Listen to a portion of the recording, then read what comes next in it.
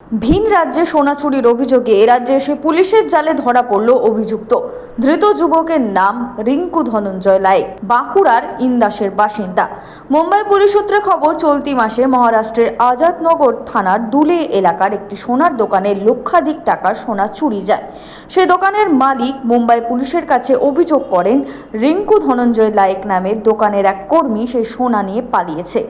ঘটনা তদন্তে নামে মুম্বাই পুলিশ এবং মোবাইল লোকেশন ট্র্যাক করে রিঙ্কু ধনঞ্জয় লায়েকের খোঁজ পায়।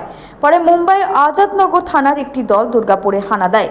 মঙ্গলবার রাতে দুর্গাপুর ফরিদপুর থানার অন্তর্গত ঝাঁঝরা এলাকা থেকে অভিযুক্ত রিঙ্কু ধনঞ্জয় লায়েককে গ্রেফতার করে পুলিশ।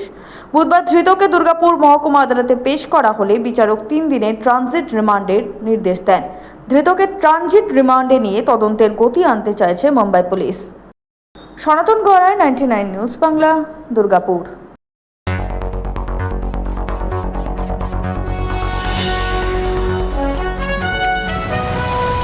আপনারা দেখছেন 99 নিউজ বাংলা।